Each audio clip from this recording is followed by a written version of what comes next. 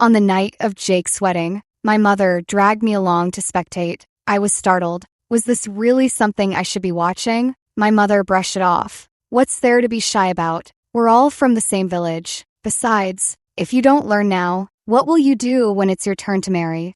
But what happened next shocked both me and my mother. On Jake's wedding day, the bride wore a traditional red bridal gown, but on her, it carried an extraordinary charm. The village bachelors couldn't tear their eyes away. When the wedding veil was slowly lifted, revealing her face, the rowdy crowd fell silent, so quiet you could hear every breath. The silence lingered before the place erupted in chaos. Even the town gossips couldn't help but marvel, saying Jake was blessed to marry such a beauty. She smells divine.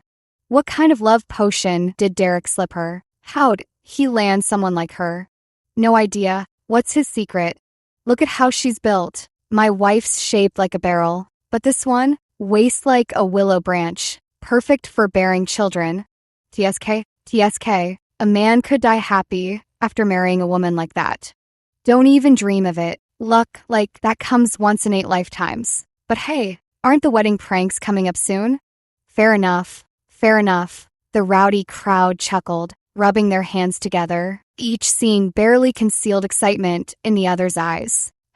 I stood to the side and snorted coldly. I grew up with my neighbor brother Derek. We're as close as real siblings. Today was my brother's wedding day, though I'd stayed quiet so far. If anyone dared lay a finger on the bride, I'd beat the hell out of them. As the banquet wound down, many lingered, waiting for the wedding pranks to begin. Village folk usually had sun-darkened skin, but the bride was the opposite. Not just fair, but radiantly so. The wine she drunk earlier had tinted her cheeks pink, giving her an almost bewitching allure. Brother Derek sat protectively at the bedside, visibly fighting the urge to hide his bride away. He knew these pranks were just excuses to grope. Such was our village tradition. No newlyweds escaped unscathed. In extreme cases, they'd even damage the bride's wedding dress in the chaos. Though everyone endured it, imagining his wife being manhandled must have churned his stomach. Yet causing a scene at his own wedding would brand him a poor sport for years to come. His forced smile couldn't mask his grim expression. Recognizing his dilemma, I stepped forward. Who dares lay a finger on my sister-in-law gets a beating. TCH, the men snorted through their noses in disdain. She's not even your real sister-in-law, calling her so intimately. What? Trying to get ahead of the game, kid? With that, he shoved me aside and strode toward the bed with eager anticipation. Screw you. I whipped out the rolling pin from my waistband and cracked it across his head. A goose egg-sized lump instantly swelled on the man's skull, leaving him writhing in pain on the ground. The man held about teaching me a lesson, but the others held him back, urging him not to pick on a kid. After this little incident, the crowd became much more restrained, and the rowdy wedding antics soon dispersed. A delicate fragrance wafted by as the bride suddenly threw an arm around my shoulders and chuckled softly. Didn't expect you to be so brave, kiddo. Her tall frame made my entire face burn, yet she paid no mind, pinching my ears, then my nose, showing no intention of letting go. That's my boy, solid. Knew I didn't spoil you for nothing. Brother Derek laughed heartily, ruffling my hair. Just then, Mom walked in, saying it was getting late and urging the couple along. Obligingly, I drew the curtains. Mom, aren't you leaving? Derek lost his birth mother young. I'm staying too. Guide them a bit. I acknowledged with a nonchalant hum. Our village had no shortage of bizarre customs, and I vaguely recalled hearing about some of them. No sooner had I stepped out than my mother called after me before I could shut the door. Where do you think you're going? Home? Where else would I go? Her question left me utterly bewildered. You're staying here with me. Huh? Don't hummy. What's there to fear among villagers? Besides, if you don't learn this now, who'll teach you later? But, a thunderclap of panic struck me. Was this something I should even be witnessing? No buts. Mom yanked me back inside and slammed the door shut. My face burned crimson with tension, my toes curling hard enough to excavate a 3-bedroom apartment. I might as well have been the spectacle under scrutiny. As the couple remained motionless, Aunt May's displeasure grew. Must I chase him out myself? The bride flushed pink, neither affirming nor denying. Don't provoke Aunt May on this happy day, Brother Derek murmured to the bride. Besides, he's just a kid. He glanced warily at my mother's stormy expression as he coaxed the bride. Mom was locally infamous as the village termagant. Brother Derek's family lived next door, motherless since childhood. He'd endured constant bullying until Mom took pity. She bandaged his wounds, fed him meals, becoming more a second mother than a neighbor. Thus, neither of us dared cross her, not even if we'd offended the heavens themselves. Then I'll turn off the lights. Just leave the bedside nightlight on. The bride nodded gently, her bashful face tinged with a rosy glow under the warm yellow light. I couldn't make out a single word my mother said that night. All I remember is the faint scent of flowers and the dim surroundings. I didn't react at all. I was too nervous, my heart pounding in my throat. The dual assault on my senses and psyche left me drenched in sweat. After returning home, that scene was carved into my mind as if with knife and chisel, impossible to shake. Then, the next day, I shamefully came down with a fever. For 3 days I burned with fever, and endured 3 days of teasing from my mother and Brother Derek. By the 4th day, my temperature finally subsided. Probably caught a chill from the night air on my way back that evening. Lisa wrung out a towel soaked in cold water and gently pressed it to my forehead. Must have been. He was sweating buckets that night. My mother peeled a hard-boiled egg and stuffed it into my mouth. Look at you. Whoever heard of someone sweating just from watching? As if it were you up there. Though spoken carelessly, the words struck deep. I stole a glance at Lisa from the corner of my eye. Her face was now crimson with embarrassment. Suddenly, as if struck by a thought, my mother sprang to her feet and slapped her thigh. Good heavens, could the boy be deficient? You keep an eye on him first. I'm going to the market to find some deer tonic for him. We'll make soup tonight. You and Derek could use some strengthening too. There's no need, really. Lisa's expression was rather complicated. You wouldn't understand. Every last one of us Smiths is built like a prize ox. I can't let my only son fall behind. By the way, you and Derek should stay for dinner tonight. With that, my mother grabbed her bag and rushed out the door in a flurry. How could a child be so frail? Humph, Lisa muttered under her breath, to which I casually replied, sigh, maybe I really am running on empty. What did you say? Ahem, it's nothing, really nothing, I hastily denied while covering my guilty conscience with forced coughs. How could I possibly admit she was the very person who first opened my eyes to certain matters? Now, only Lisa and I remained in the room. I couldn't bring myself to look directly at her. Every time I saw her, memories of that night came flooding back. An awkward silence settled between us. I could sense Lisa's discomfort too, so I took the initiative to break this awkward silence. By the way, what are we having for dinner? It should be eating that. Silence fell between them again, a silence so profound it roared in their ears. Want an egg? I've eaten. Lisa's conversation skills didn't seem much better than mine. We'd managed to kill the chat yet again. A delicate fragrance wafted through the air as Lisa removed the towel from my head. Her smooth jade-like fingers brushed across my forehead. You're still feverish, she said softly. Let me get you a fresh towel. That simple touch sent an inexplicable heat coursing through me. Desperate to quell this sudden fire, I blurted out the first thing that came to mind. Lisa, you smell amazing. What perfume is that? It's not perfume, she replied, her voice carrying a natural melody. I've had this scent since birth. If I had to compare it to something, perhaps hibiscus? Hibiscus? Lisa hastily replaced the towel with a chilled one before practically fleeing the room in fluster haste. Huh? I finally found a conversation starter, and she bolts like a startled deer? As I pondered this, my wandering gaze suddenly caught something that made my cheeks burn with realization, but I didn't mean to.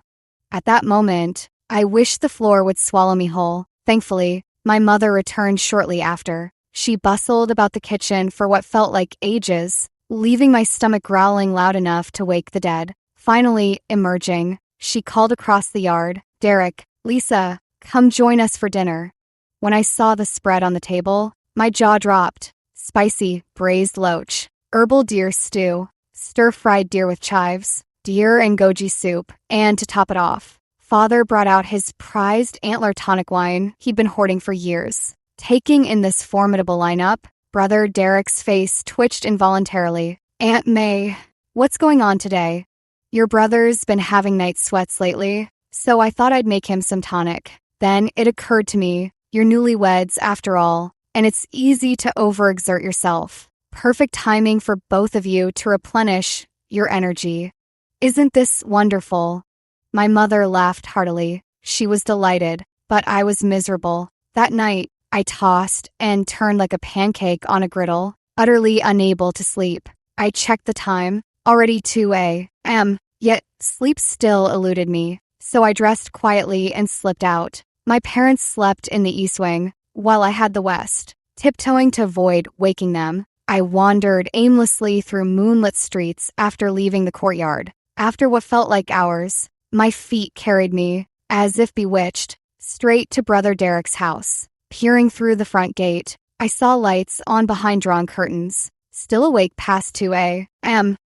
Just then, 2 silhouettes moved faintly behind the curtains. Before I could process this, their voices reached me. I meant to leave, but my legs rooted themselves to the ground, refusing to budge. In the dead silence, every sound cut razor-sharp. Scenes from my wedding night flooded back, as those sounds continued inside. Gritting my teeth, I stood paralyzed. After that, it was as if I'd been poisoned. Whenever insomnia struck, I'd find myself inexplicably drawn to Brother Derek's courtyard wall. Time grew as wild as the weeds beyond our fence, and in what felt like a blink, 7 years had passed. Now, I stood as tall as Brother Derek himself. While home from university during the 2-month summer break, I'd barely woken when Brother Derek summoned me with unusual secrecy. Behind the hills, he gathered a handful of mulberries, wrapped them carefully in broad plantain leaves, and pressed them into my hands.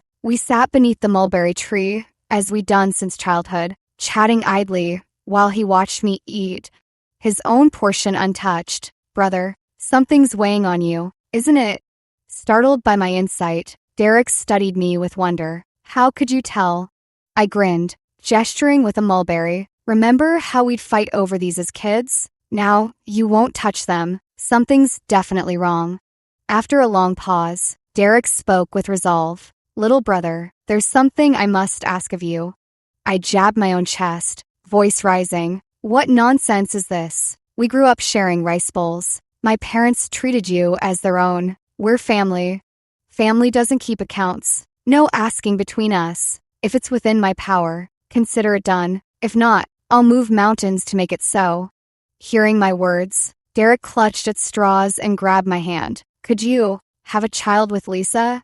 I sprang up from the ground, as if scalded. Sure, we agreed family helps family, but was this really the kind of help I could offer? "Brother Derek, I know you treat me like family, but this I can't do." Brother Derek curled into himself like a chastened child, knees to chest, face buried so deep I couldn't see his expression. That defeated posture melted my resistance. "Tell me what's wrong first. Let's think this through. Maybe there's another way." "There isn't, else I'd never have asked." Only then did Brother Derek confess. The hospital had diagnosed him with infertility. After years of marriage with no pregnancy, village gossip swirled. His mother, who'd watched Derek grow up, now fretted over his childless home, plying the couple with fortifying meals to hasten a grandchild. Derek and Lisa had been unbothered at first, neither eager for early parenthood nor believers in forcing fate. But 2 years of earnest trying, abandoning all precautions, had yielded nothing. Last year marked their 6th married new year, and Lisa had already turned 30. If they didn't conceive soon, she'd be considered an older mother. Not to mention the growing whispers in the village. That's when they finally decided to get checked at the city hospital. Brother Derek lived up to his name, strong as an ox. Who'd have thought he'd be diagnosed with such a condition? After the results came in, he lay awake for nights until Lisa stepped forward, claiming the fault was hers. "I've failed you, Lisa." Once Lisa took the blame, the village erupted with rumors that she'd worked disreputable jobs before marriage, ruined her health, and settled for Derek. As the saying goes, remote villages breed harsh tongues. In the countryside, gossip alone could drown a person. Countless nights found Lisa weeping silently. Derek considered revealing the truth, but she insisted. If word got out, they'd point fingers at him forever. She was an outsider here, with no roots in this village. This burden was hers to bear. Derek was all she had. As long as they stood together, nothing else mattered. Derek sobbed like a child. If all else fails, we could visit the fertility shrine. Those 3 words made me leap to my feet. Stop right there. Brother, I'll help you. Just don't go there. The fertility shrine was absolutely forbidden. Our region had this notoriously effective shrine where childless women would spend one night and return pregnant. At first, many bewildered people spread wild superstitions about this temple, but over time, some uncovered its secret. Turns out there was a hidden compartment where homeless drifters or passing beggars would take shelter. This explained the so-called miraculous occurrences. Once the truth became common knowledge, the temple fell into obscurity until, at some point, it was revived by a band of degenerate gamblers and libertines. Some victims were lured there through elaborate schemes, while others came willingly, deceived by rumors. Many contracted diseases as a result. I knew Brother Derek brought up the fertility shrine to provoke me, but regardless, his tactic worked. Wait for my signal, Brother Derek said gratefully, clapping me on the shoulder. About 2 weeks later, Brother Derek invited me over for drinks. It was my first time seeing Lisa since returning. Time seemed to have spared her completely, leaving her as radiant as ever. Lisa prepared a whole feast. I'm sorry, we didn't invite you sooner after you came back, she said. No need to apologize, Lisa. Brother Derek already explained everything. What exactly did he tell you? Her expression darkened, but I missed it entirely. Too busy shoveling food into my mouth. You'll have a child soon enough. Village folks speak without thinking. Just let their words go in one ear and out the other. Don't stoop to their level. Have a child soon enough? Lisa looked at Brother Derek in confusion, and so did I. Had he not told her? Brother Derek pulled me aside in a panic. Have you lost your mind? Lisa can't know about the child. My head spun with questions. But I have to go with you to the hospital. How can we hide it? Hospital? What hospital? Our conversation grew more tangled until we both stood there utterly baffled. I gestured frantically, trying to make Brother Derek understand. Of course, I'd provide the sperm. Then we'd go to the hospital for IVF. I don't know what this IVF is, but Lisa must never find out. My head throbbed. Brother Derek hadn't even finished elementary school, and their mountain village had only got an internet a few years back. He probably had no concept of test tube babies. I tried explaining IVF, but he cut me off angrily. Lisa can't know. This way she stays happy. The village gossip stops, and it's better for the child too.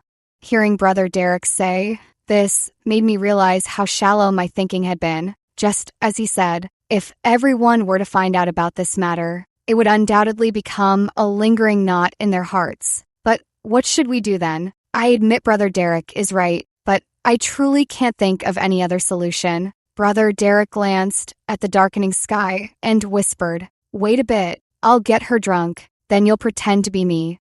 So this was what he meant by asking for my help. The idea struck me like lightning, leaving my mind blank and frozen for a moment. In a daze, I let Brother Derek drag me back into the house. What were you two up to? Is there something you're hiding from me? Lisa's tone carried a hint of displeasure. It's just that my recent test results came back, Brother Derek said smoothly. The report shows I'm getting better. I wanted to surprise you, but this guy here spilled it.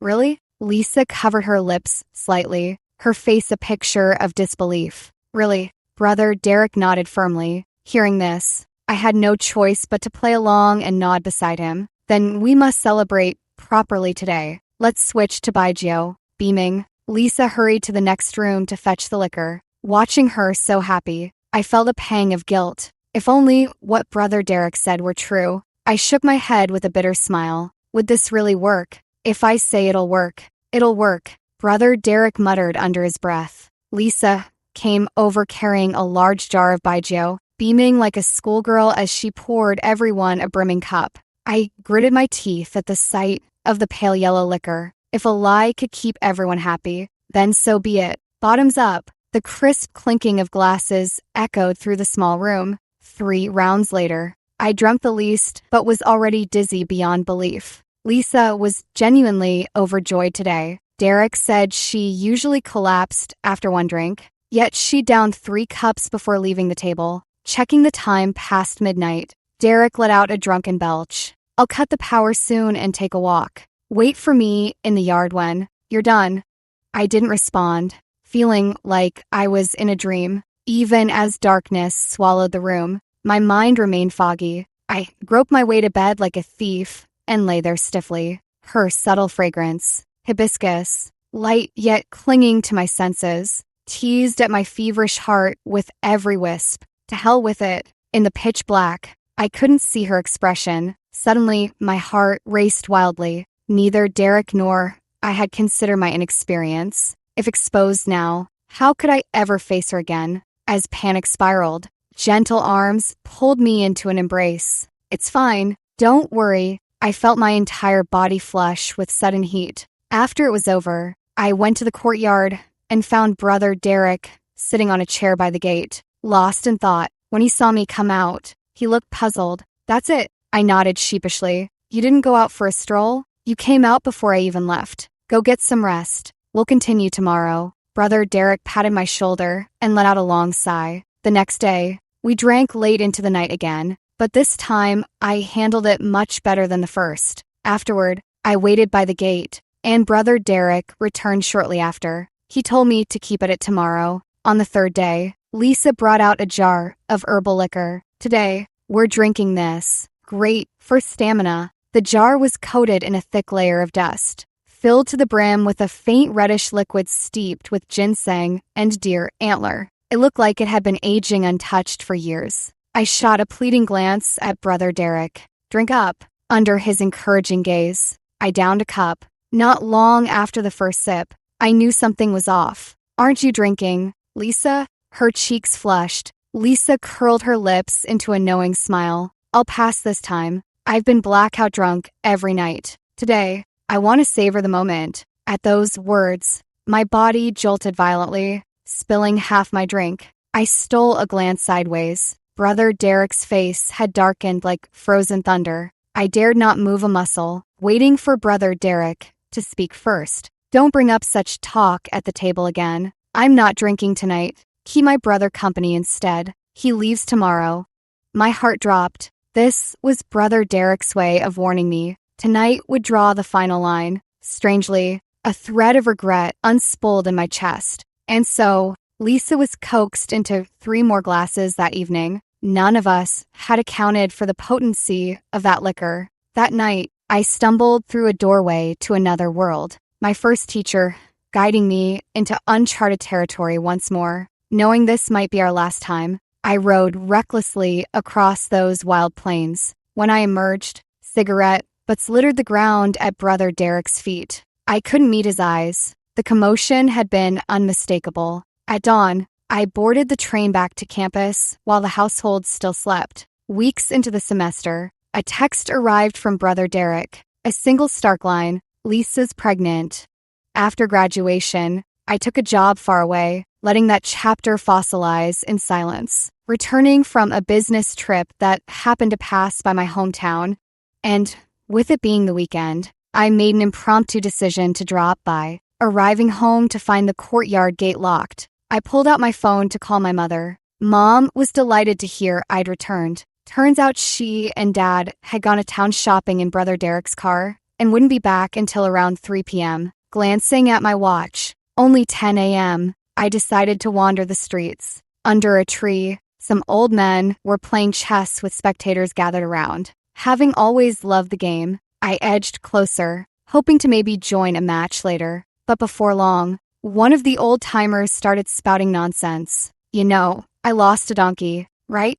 Course we know. Whole village knows that. That donkey was definitely stolen by Derek. How do you figure? Neither old man noticed me standing there, so focused were they. One spectator tried to alert them, but retreated under my warning glare. I had to hear this. Since when would brother Derek, of all people, be desperate enough to steal some mangy donkey? Always suspected that kid. We all work the same patch of land. So how come his family keeps doing better? So he resented Derek's family for thriving. Then one night, I sneaked into his yard. Guess what I saw? What? The crowd leaned in, hooked. I saw Derek kissing his wife. The crowd erupted in jeers of disbelief. I saw it with my own eyes. How could it be fake?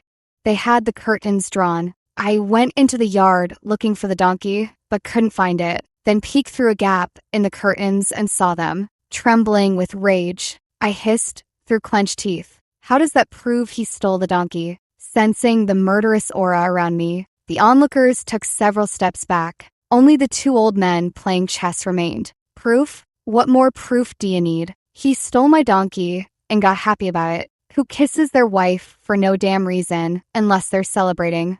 The old man laughed heartily and looked up just as our eyes met. I punched him square in the face, sending his dentures skittering across the dirt, collecting a fresh coat of mud. Enraged, the old man lunged at me, and we tumbled into a brawl. Gotta hand it to Farmers. Even at his age, he held his own for several rounds before I finally pinned him down. By the time I was done with him, I was covered in dirt, filthy beyond belief. Ever since that incident, I'd been avoiding Lisa. I meant to wash my face and leave, but when I pushed the door open, I saw her steaming buns in the kitchen. It was the peak of the summer heat wave. Her blouse clung to her skin with sweat. My mind short-circuited. I stood there, tongue-tied, for what felt like an eternity. You should have told me you were coming, Lisa chided while preparing a basin of well water for me to wash my face. I didn't even have time to cook proper dishes.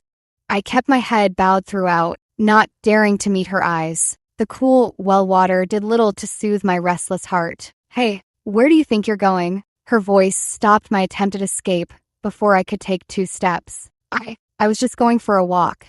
Lisa glanced skeptically at the blazing sun outside. Have you gone sun mad? It's hotter than a furnace out there. Come inside. I'll wash some fruit for you.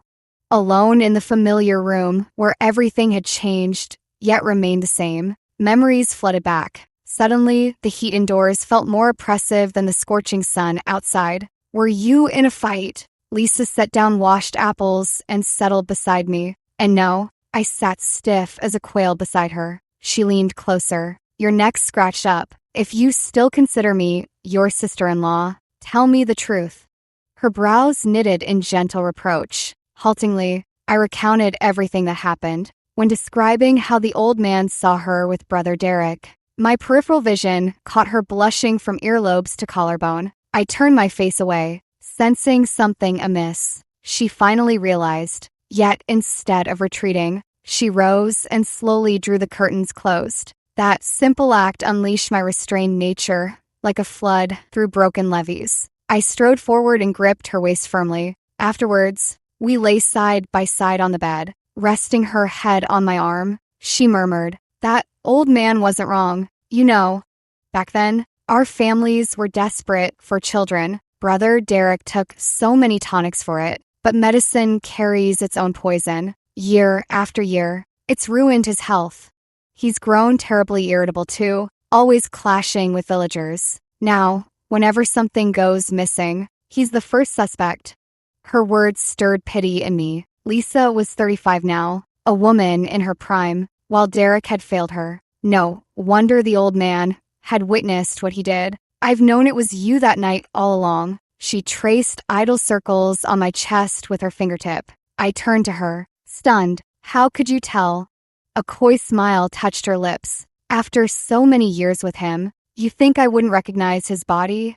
Recalling those furtive nights, a blush spread across Lisa's cheeks. If only time could freeze this moment. Her shyness was intoxicating. Our gazes locked, reigniting that familiar spark between us. It wasn't until past 2 in the afternoon that we reluctantly parted ways. She stayed inside, cleaning up the scattered tissues while I wandered about the courtyard. By the courtyard gate stood a towering tree with a weathered recliner beneath it. I sat waiting for Brother Derek's return, but before I knew it, I dozed off when Brother Derek finally shook me awake. The afternoon had already slipped past 4 o'clock. "What the hell wore you out like this?" Brother Derek asked, baffled. The question jolted me awake, sending a chill down my spine that left me tongue-tied. "Him? Got into a scrap with some villagers. Wore himself out," she chimed in. At that, Brother Derek grabbed a stool and stormed off to settle scores. My parents tried restraining him, but it was like trying to hold down a hog at slaughter time. "Your brother's been shouting himself hoarse trying to wake you. If anything happened to you, how'd I explain it?" Amid the chaos, she shot me a sly glance. "The field never wears out. Only the ox drops dead." "What ox?" Though I'd whispered, Brother Derek somehow caught it. Panicking, I blurted, "Not an ox. A donkey. That old coot at the village entrance accused you of stealing his donkey." "Bullshit. His missing donkey turned the whole village upside down, and now he's pinning it on me? Already gave him what he deserved for you." "Did he land a hit on you?" "I had him pinned down, knocked his dentures out, didn't even get a scratch myself." Brother Derek gripped my shoulders, scrutinizing me left and right. "You're really unhurt?" "Not a scratch." Only after my reassurance did Brother Derek exhale in relief, promptly dragging me inside for drinks. Years had passed since our last reunion. Brother Derek kept refilling my cup, while I, guilt gnawing at me, avoided meeting Lisa's eyes throughout the feast. After dinner, the others took the kids for a stroll, leaving just Brother Derek and me. "Listen, kid," he slurred, gripping my wrist with drunken solemnity. "Gotta talk to you about something." His alcohol-laced breath warmed my face as he thumped my hand. "Lisa and me, we're thinking about having another kid." The words sober me instantly. I eyed the liquor bottles. At Brother Derek's usual capacity, he shouldn't be this wasted. Back in the day, I couldn't hold a candle to his drinking, but client dinners had hardened my liver. These days, I outdrank everyone. Mental gears spun furiously. Brother Derek clearly didn't know my current tolerance. This had to be a test. Faking a stumble, I belched theatrically while rising. "Enough." When Brother Derek reached to steady me, I shoved him away with righteous fervor. "I won't hear another word of this. We were young and foolish back then. Let's never mention this again, or I'm leaving right now." The corners of Brother Derek's lips curled as he hastily apologized, then raised his glass to drink 3 cups in self-punishment. Watching this, I exhaled in relief. Thank heavens for the keen social perception I'd honed over years in the corporate world, or I'd have been trapped today. After more rounds, Brother Derek grew thoroughly drunk. Pulling me close, he slurred a hushed reminder. "Let this rot in our guts, known only to us, and perhaps the heavens above. No need to act awkward around Lisa anymore. She knows nothing of this." With that, Brother Derek face planted onto the table, unconscious. "Don't worry, this ends here." I drained my cup in one gulp, drawing the final stroke over that chapter with Lisa. Later, I settled in the city and found a girlfriend. In our 2nd year of marriage, she bore me twins. We held no public full moon banquet, just a simple family meal in our new home. When others stepped away during dinner, Brother Derek sidled up to whisper, "TSK, TSK. So, this is your type now?" I arched an eyebrow. "What exactly did you expect me to prefer?" Brother Derek pondered, then shrugged. "Hard to say, but definitely not this." Lisa pinched Brother Derek's thigh hard. "Stop talking nonsense. Luna's wonderful, tall and slender, unlike me with this belly fat starting to show." Brother Derek shrugged. "We may not be blood brothers, but we've been alike since childhood. I thought our tastes would match in this too." "Then tell us, what's your type?" "I like them plump, like, how do I put it?" Brother Derek fumbled for words, struggling to describe. I chimed in, "MILFs?" Brother Derek's eyes lit up as he slapped his thigh. "Yes, MILFs. I get it. I chuckled and made my escape. "Huh?" Brother Derek looked bewildered, just as Lisa's palm came swinging. "I'll give you MILFs." Whoa, whoa, mercy. Watching the nearly 40-year-old couple roughhouse like kids from a distance, Lisa's face seemed filtered through memory, unchanged, as if time had stood still. The world hustles and bustles, all for a bit of cash. I'm no exception, forever bound to earthly cares. As the kids grew, I too began sprinting nonstop for daily necessities, never pausing to breathe. There's a hibiscus tree in the small park downstairs where I steal an hour each weekend for a quick nap beneath its branches. But life's relentless pace leaves no room now for those tranquil afternoons of undisturbed slumber. The breeze stirs, rustling those tender secrets forever buried in the heart's quiet chambers. I often recall that sweltering afternoon, cicadas shrilling recklessly in the trees, cool gusts carrying the same faint floral perfume that drifts through the air today.